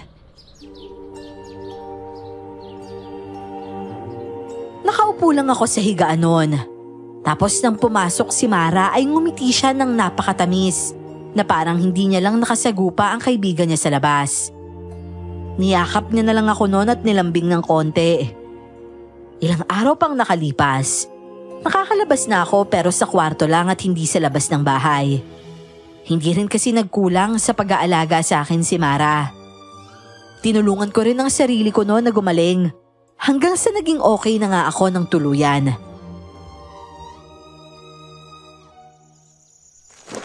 Oh, Alden, ngayon magaling ka na. Anong plano mo? Mananatili ka pa ba dito muna ng 1 linggo o alis ka na kaagad? Pero yung matandang yon talaga, hindi na nakita dito sa barangay.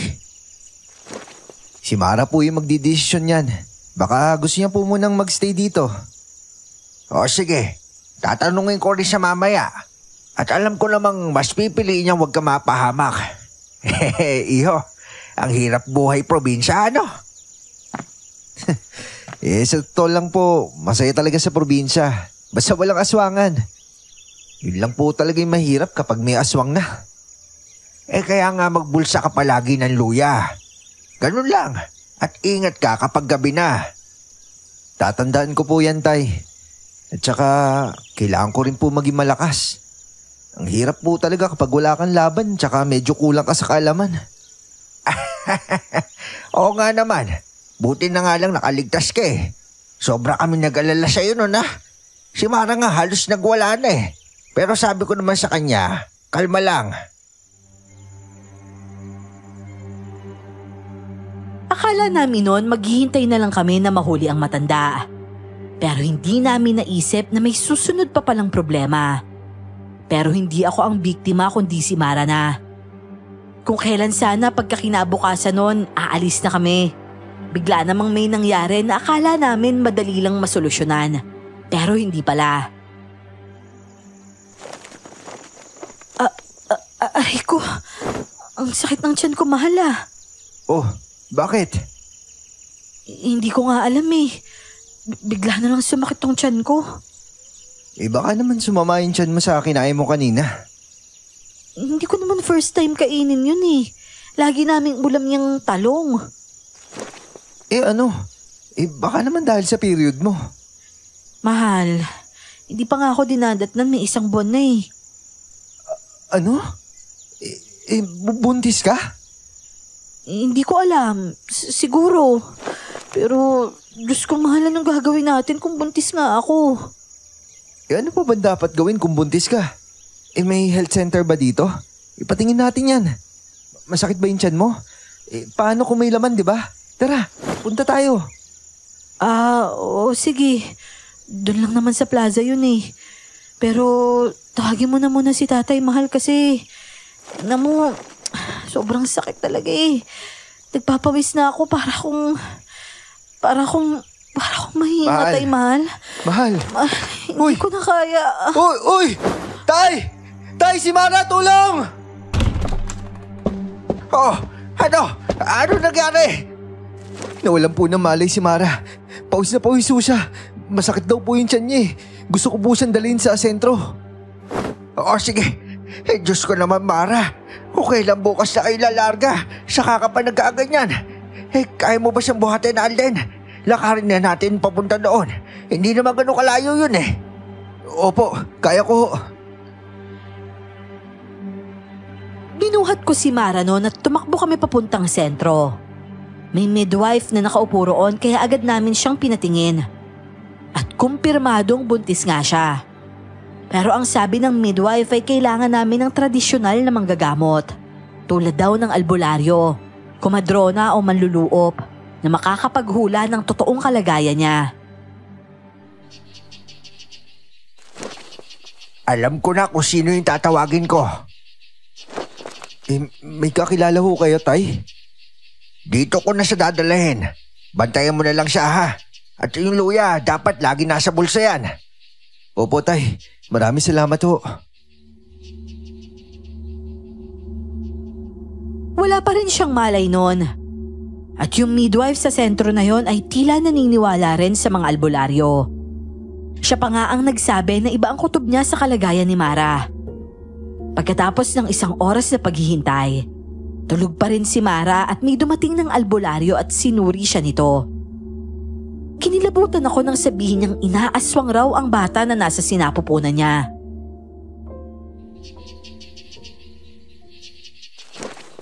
Diyos ko, huwag naman po yung anak ko. Tay, ano po gagawin natin? Huwag ka mag-alala. Magaling ang albularyo na ito. Siya yung makakatulong kay Mara. Sana nga ho, kaya niya, Tay.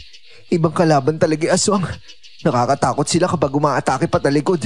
Yung tipong wala ka na magawa. Pero ang sabi ng albularyo kanina, iuwi natin siya sa bahay para mas maprotektahan siya na maigi. O sige ho. Teka. Kukuha lang ako ng tricycle para hindi ka na mahirapan. Huwag ka umalis sa tabi niya, ah. O sige ho, tay. Talagang hindi ako umalis sa tabi niya noon. Pagkatapos ng 10 minuto ay dumating na rin si tatay at agad ko na rin sinakay si Mara. Lumarga kami pa uwi noon at bago pa magdilim, dumating rin ulit ang albularyo sa bahay. Dala na ang mga kagamitan niya. May kasama rin siyang kumadrona. At ayon sa albularyo, hindi agad-agad matatalo ang aswang. Gagawin raw ang hanggab sa kanya at kailangan matalo ito para daw makaligtas si Mara. Paano ko gagawin yun? Haharapin ko yung aswang? Huwag ka mag-alala, Alden. Sasamahan kita. Saglit lang ho, tay. Medyo nagpapanik po kasi ako eh. Ikakalma ko lang po yung sarili ko at magdidesisyon ako pagkatapos. Pero kung yun po yung kailangan, itataya ko na rin po yung buhay ko. Anak, hihingi tayo ng tulong sa barangay. Tutulong sila, alam ko. Pero natatakot po talaga ako, tay. Natatakot ako kasi si Mara hindi pa nagigising eh. Magtiwala ka lang. Ako nang bahala magtawag ng kasama. Tapos ikaw, dito ka lang kay Mara muna. O sige po, tay. Bea! Bea! Bakit po, Tay? Aalis muna ako. Ikaw munang bahala sa nanay mo, ha? Oo po, Tay. Si ate po ba gising na? Hindi pa eh. Pero hayaan mo. Magigising at magiging okay na rin siya. Umalis nga noon si Tatay Anghel. Ilang minuto ang makalipas, may kumatok sa bahay. Pero si Bea ang humarap doon at ang kaibigan ni Mara na bakla ang dumating.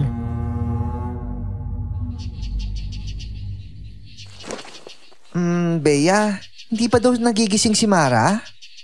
Hindi pa po eh. Diyos ko naman. Teka ha, sisilip lang ako sa kwarto. Oh, Alden, kamusta naman si Mara? Oh, Michael. Eto, simula nang mahimatay siya, hindi pa rin siya nagigising. Oo nga eh, nakita ko yung albularyo sa labas, naghahanda ng mga gamit niya. Binigyan ba siya ng mga proteksyon? Meron, pero hindi ko siya maiwan-iwan dito. Abay, oo. Kasi baka kapag umalis ka, pagbalik mo, pinalitan na siya. Nako, makapangyarihan yung mga aswang. Hindi ko alam kung paano nila yung ginagawa. Pero yung biktima nila, sadya nakakaawa. Nako, sigurado ako yun yung matandang yun na ang gumagawa sa kanya. Ay, kakainis. Bakit kaya si Mara pa talaga? Nakakatakot nga eh. Buntis pala siya. Baka yung anak namin yung gustong kunin ng aswang na yun. Hala? Buntis si Mara? Oo. Dila na namin sa sentro kanina. Ay, Diyos ko. Nakakatakot naman para sa baby mo. Ay, Mara. Hoy. Ay, nako. Hindi ka talaga magising dyan. Ayoko nang mahina ka, ha? Labanan mo yan. Diyos ko, magiging nanay ka na. Lumaban ka. Tsaka ang mahirap pa nito, Michael. Kailangan harapin yung aswang at labanan siya ng pisikalan. Kaya alam mo, Alden, mas madaling talunin yung aswang lalo na't harap-harapan. Kaysa naman ganitong hindi natin alam kung nasaan siya. Kasi kita mo, atake siya ng atake tapos hindi naman tayo makaganti. Pero huwag ka magalala, tutulungan kita. Tatalunin natin yung matandang yon. Paano? Paano natin siya hanapin? Kusa siyang lalapit. Yun yung pagkakamali niya kapag may binibiktima siya sa ganitong paraan. Lalapit siya dahil hinahatak siya ng mahika niya para matupad ang gusto niya mangyari sa biktima. Ha? Paano mo nalaman? Lola ko kasi yung komandrona. At yung albularyo, ilang beses na yung gumawa ng aktibidad dito. hanggap, basbas, pagtalo sa barang o kulam, at kung ano-ano pa. Kaya pala. At oo, lagi silang panalo. Kapag buntis nga yung biktima, kasama talaga si Lola. Pagsapit ng gabi noon ay pansin kong mas tumatagaktak lalo ang pawis ni Mara kahit tulog.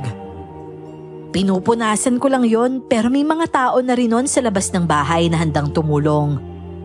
Pinalitan ako ni Tatay Angeles sa pagbabantay kay Mara. Tapos ang nanay ni Mara noon, parang gustong tumayo para iligtas ang anak. Pero syempre walang magawa dahil paralisado. Oh, bakit maraming asin? Dahil takot yung mga aswang sa asin. Ganun din yung bawang kaya maraming ganito. Ibig sabihin, totoo pala talaga yung sinasabi sa comics tungkol sa mga aswang? Abay, oo naman, tama yun. Pero hindi sapat yun. Kailangan pa rin natin ng mga panlaban sa kanila upang mapatay sila. Tumango lang ako noon at kumuha na rin ng bagay na sinasabing nakakalaban sa aswang. Ang nakuha ko ay sibat pero pinalitan niya ito ng itak. At sinabing baka mabagal ako sa sibat at hindi ko magawang sugatan man lang ang aswang. Tapos baka ako pa daw ang madehado. Alam ko namang masasaktan ako sa laban na kakaharapin ko. Pero syempre, may mag-ina akong dapat iligtas, kaya hindi pwede ang duduwag-duwag. Dahil madilim na, pumasok naman nun sa loob ng bahay ang komadrona at albularyo.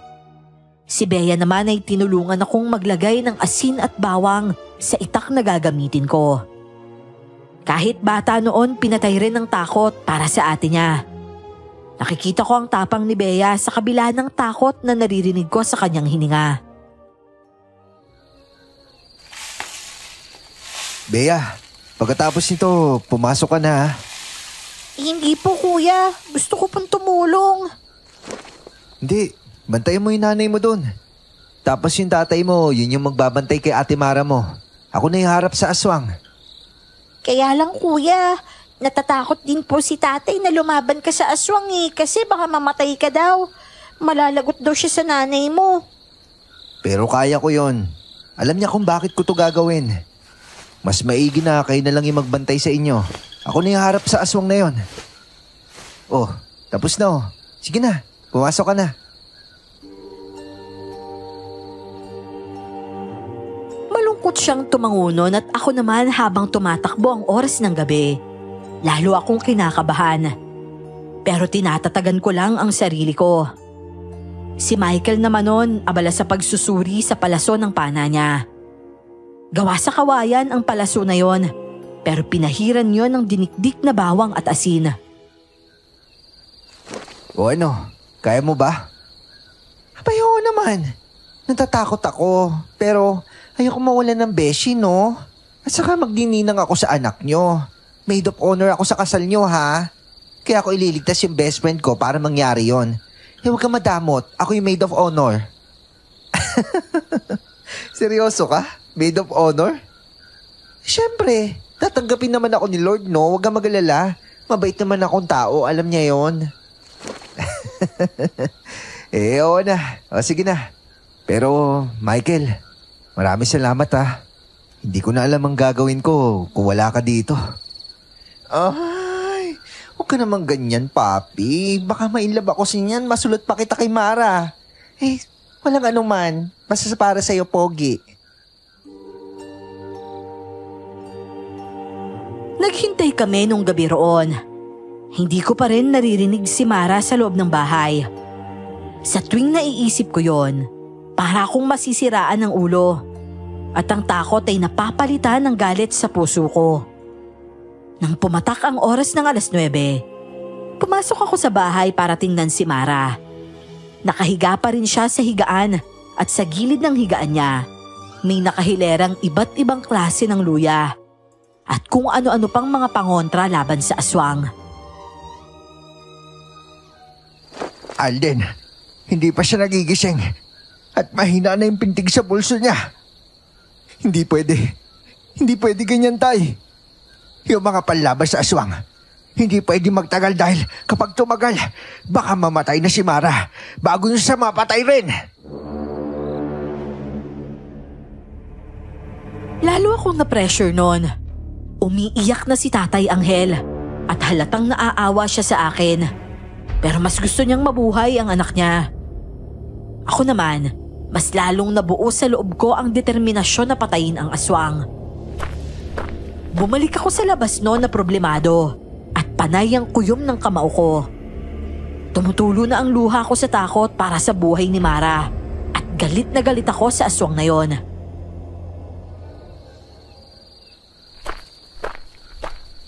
Oh, Michael, kamusta sa loob?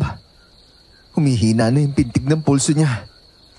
Hindi ibig sabihin yan, wala silbi yung paghintay natin dito. Pero kapag ganyan, malapit na siyang dumating. Andiyan na siya. Maganda ka na, Alden. Hayop ka. Magtutuos tayo ngayong aswang ka. Biglang may uwak na tumutunog sa ibabaw namin noon. Sa liwanag ng buwan, makikita ko ito sa ibabaw namin na palipad-lipad. Pinaghandaan ko yon ngunit biglang nagsalita si Michael. Hindi pa yan yon, Alden. Babala pa lang yan na paparating na siya. Kapag umalis yan, tignan mo. Hindi pa ito yon? Hindi, ibon lang yan. Ang tunay na aswang, magpapakita kapag umalis na yan. Hindi nagtagal ay umalis ang uwak na yon at dun ko napansin na nagsitago na ang ibang nag-aabang. Hinila naman ako ni Michael para magtago sa puno ng saging. Maya-maya, maririnig na natin siya. Maganda ka na, Alden. Kanina pa ako handa, alam mo yan. Hayop kang aswang ka. Gagawin kitang inihaw dito sa itak ko. Matapang ako. Matapang ako. Matapang ako. Biglang sa loob ng bahay naman ay narinig ko ang sigaw ni Tatay Anghel.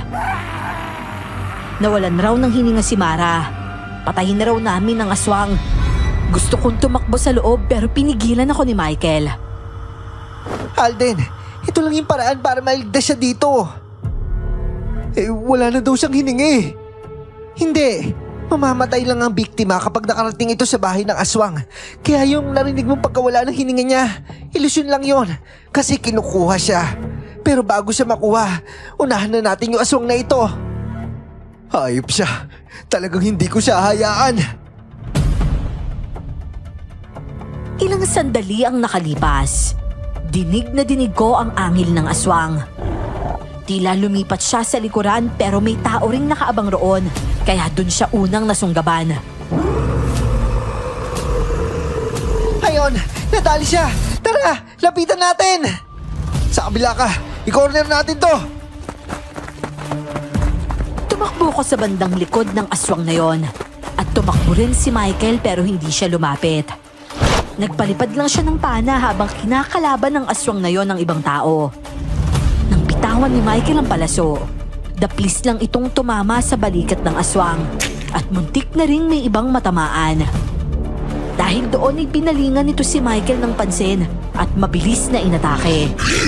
Naging mabagal ang kilos ni Michael kaya nasunggaban siya nito. Bitawan mo ako! Aray! Tulungan niyo ako! Walang yakang aswang ka! Hanggang sa ganito ba naman kinakampihan mo pa rin si Mara? Ano? Teka! Sino ka ba?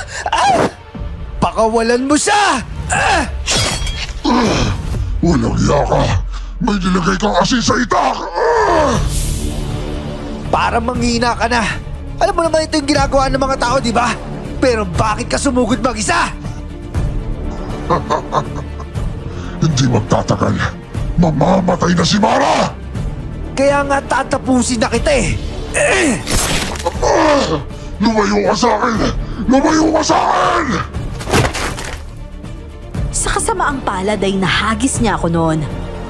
Tumilapon ako at tumama pa ang braso ko sa talim ng itak na hawak ko. Ramdam ko agad ang hapdi ng asin na napunta sa sugat ko. Napahiyaw ako ng malakas. Tapos ang aswang noon ay tumalon sa bubungan ng bahay. Doon ako agad na bumangon kahit mahapdi ang sugat ko.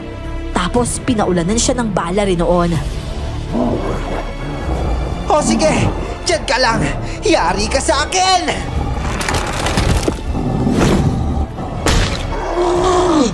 Aray ko! Mukhang mahina ka na nga. Hindi ka man lang marunong umiiwas sa pana. Papatayin kita. Walang yakang bakla ka. Uulahin kita! Mahirap siyang patayin noon. May mga bala nang bumaon sa katawan niya. Pero malakas pa rin siya. Pero alam kong nagdaramdam siya. Binunot lang niya noon ang pana sa katawan niya at tatalunan na naman sana si Michael. Pero sinalubong siya ng umaapoy na sibat ng ibang kumakalaban sa kanya. Natamaan siya sa tiyan at doon siya nagalipasa. Wala ka na ngayong kawalang hayop ka! Etong sa'yo! Ah! Wala akong alam tungkol sa uri na nilalang na katulad mo. Dapat mahina lang ako. Pero nilagyan mo ako ng galit dito sa loob ko. Kaya kahit wala akong alam, kayang-kaya kitang labanan! Etong sa'yo! Iyan lang ba yung kaya mo? Mahina ka. Tantanan mo yung makina ko! Hayop ka! Eto pa sa'yo! Tama na! Tama na! Pinagsasaksak rin siya noon ng mga taong may hawak na itak at sibat para mas lalong wala siyang kawala. Pinako siya sa lupa gamit ang mga ito. At ako naman, ininda na lang ang sakit at hinawakan ng braso ko. Sino ka? Hindi kasi tandang-guring ha! Tapusin na natin to para makilala ka na! Tinaga ko ulit ang leeg niya. Pero makunat talaga yon. Hanggang sa may isang sinaksak siya sa tiyan at doon siya nagwala. Yun pala talaga ang kailangan. Ang saksakin ng binhi sa tiyan niya para tuluyang mamatay ang aswang.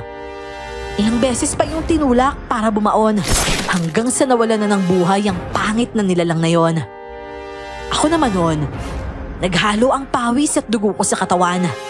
At doon ako nakaramdam ng pagod at matinding sakit nang makumpirmang patay na nga ito. Tapos lumiit ang katawan nito at nang ilawan nila ang muka, nagulat ako kahit si Michael ay napaatras.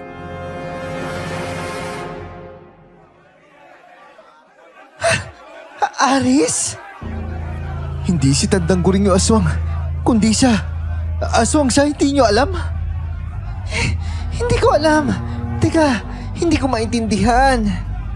Wala akong pakialam kung sino man siya. Ang importante, patay na siya at nararapat lang yan sa kanya. Habang sinusuri ito ng mga tao, ako naman ay dali-daling pumasok sa loob. Talagang uunahin ko si Mara at nadatnan ko si Tatay Anghel doon na umiiyak. Mas lalo naman akong nanlambot nang makitang nakahiga pa rin siya sa higaan at wala pa rin siyang malay. Tay, patay na ho yung aswang. Ano, hindi pa rin ho ba siya nagigising? Hindi ko alam, Alden. Mahina pa rin yung pintig ng pulso niya at madalang ang pagtibok ng puso niya. Pero ginagawa nila yung paraan. Natatakot lang talaga ako. Baka kung anong mangyari sa anak ko. Nanlulumo na ako lalo noon. Lalo na't hindi biro ang ginawa ko. Pero parang wala pa rin pagbabago. Iyak ako ng iyak sa loob ng bahay noon. At pumasok naman si Michael para tingnan ang resulta. Kahit siya ay nanlumo rin. Yung mga tao naman sa labas ay abala. Kinuha na nila ang bangkay ni Aris na duguan na. May mga naiwan lang din doon para alamin ang kalagayan ni Mara. Pero kami sa loob ng bahay ay nag-iiyakan na. Pero maya-maya pa. Tay? Mara? Ay, nagising ang beshi ko! Mahal? Ay, Diyos ko! Salamat naman at nagising ka! Tinakot mo naman kami, ate. Buti na lang gising ka na. Si Alden ho, Tay. nandito siya, anak. Mahal? Mahal, nandito ako. Kamusta yung pakiramdam mo? May masakit ba sa'yo? May kailangan ka ba? Bakit? Bakit marami kang dugo? Huwag mo na ako isipin. Maliit lang to. Ang importante ikaw. Kamusta ka na? Nanghihina pa rin ako eh. Ano ba kasing ginawa mo? Ay nako. Diyos ko girl. Magugulat ka sa mga nangyari. Pati ikaw, Mitch? Duguan ka rin? Kagagawan ng aswang. Tapos alam mo ba kung sino siya? Parang hindi nga ako makapaniwala eh. Hindi ko ba matanggap na parang ewan? Bakit? Ano ba nangyari? Kasi si Aris yung aswang girl. Ano? Hey, teka nga, sandali, Michael. Huwag mo nga muna gulatin. Kakagising lang niya eh. Ay, oo nga po pala. Pasensya na. Tay, ano po ba kasing nangyari? Bakit duguan ng mga to? Mara, mamaya mo na isipin yan. Aray ko. Mahal, kailangan mo na ng gamot. Tay, mukhang malalaki yung mga sugat ni Alden. Oo, sandali. Bea, anak. Ipagkuha mo nga muna ng pagkain yung ate mo. Nagdudugo kasi yung sugat ng kuya mo. Gagamutin ko muna. Sandali lang ha. Opo, Tay. Ako na pambahala. Si Tatay Anghel nga ang gumamot sa amin. Tapos ang nag-alaga naman kay Mara ay ang kumadrona at nakaalalay lang si Bea. Ang albularyo naman na yon ay umalis dahil susuriin niya ang katawan ng aswang. Delikado raw kasi ang binhi nito sa katawan kapag nawala. Baka raw kasi may dapuan na iba.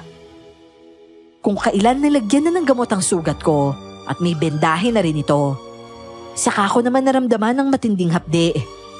Nanghihina ako sa sobrang sakit at kahit si Michael rin nun, iniinda ang mga sugat niya. Wala akong magawa nun kundi ang mahiga sa tabi ni Mara. Kinabukasan naman, mas lalo kong nararamdaman ang pamamaga ng mga sugat. Hindi ako makagalaw dahil sobrang sakit. At si Mara ang nakakabangon na nun at siya din ulit ang nag-alaga sa akin.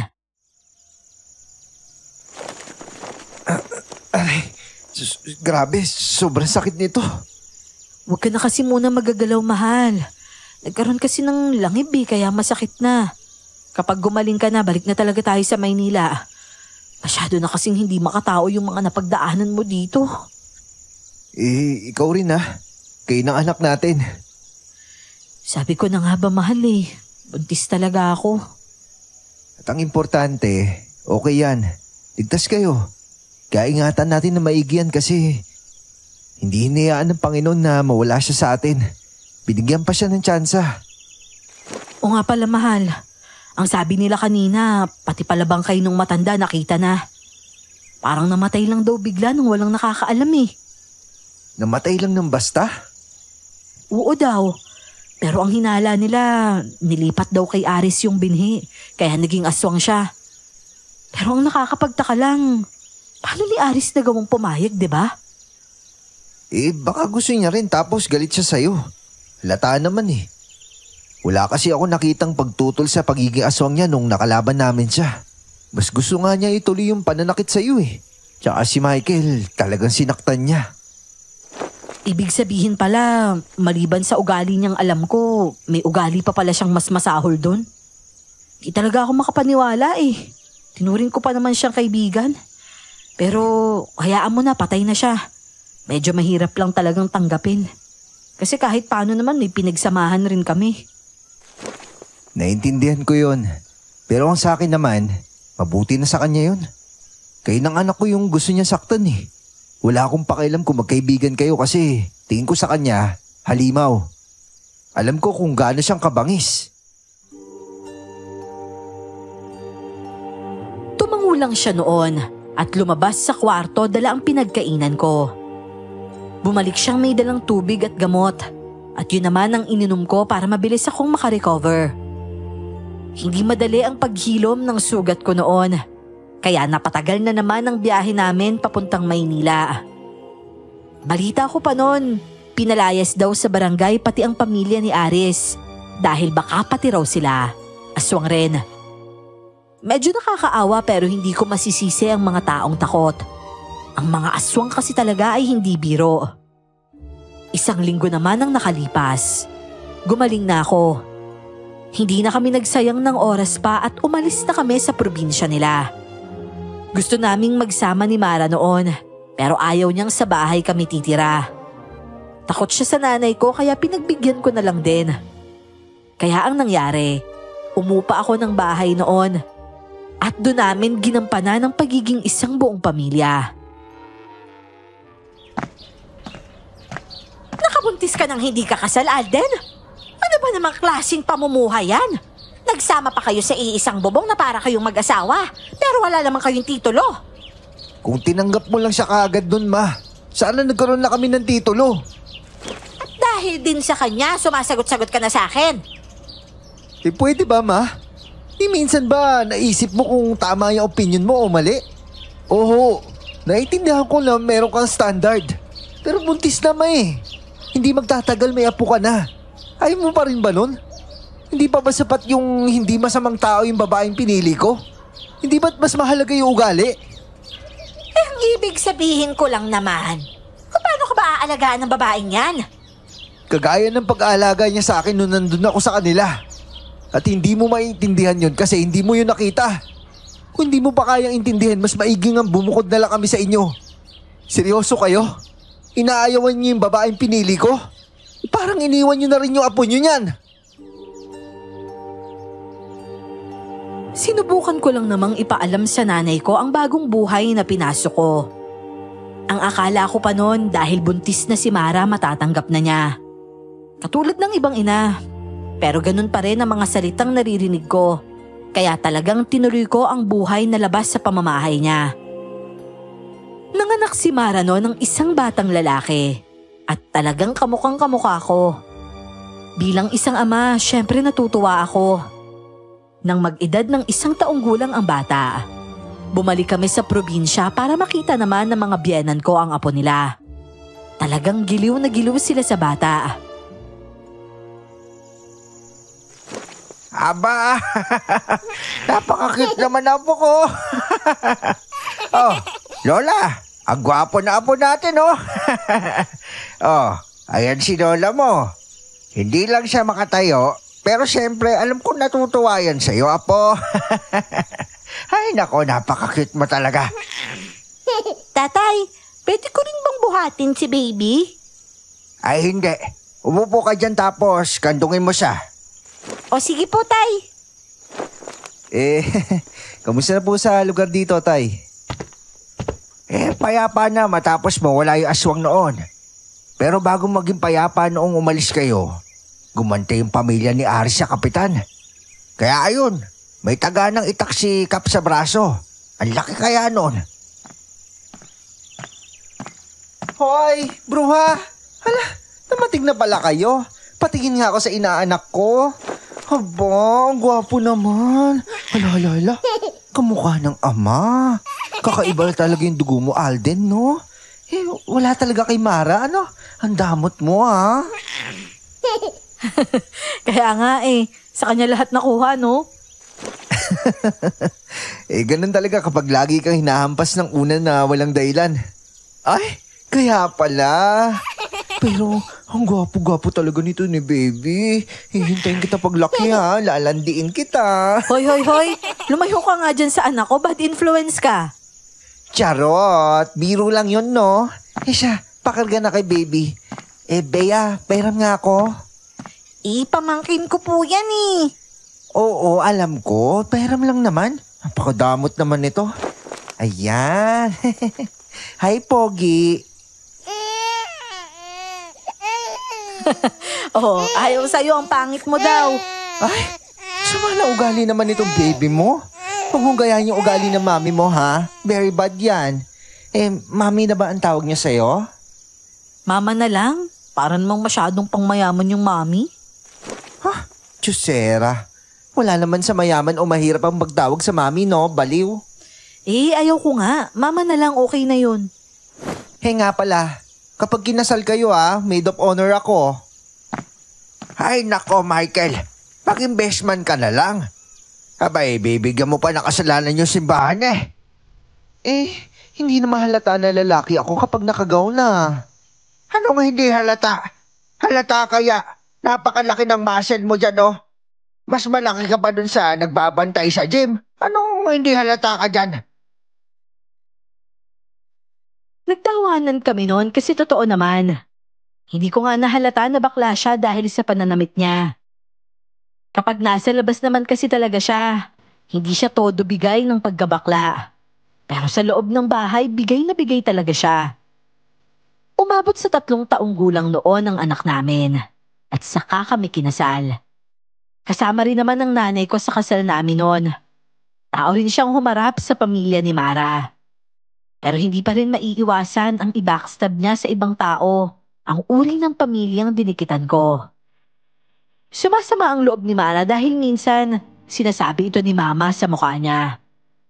Bilang lalaki naman, syempre poprotektahan ko ang nararamdaman ng asawa ko. At iiwas sa napipintong gulo ang nanay ko.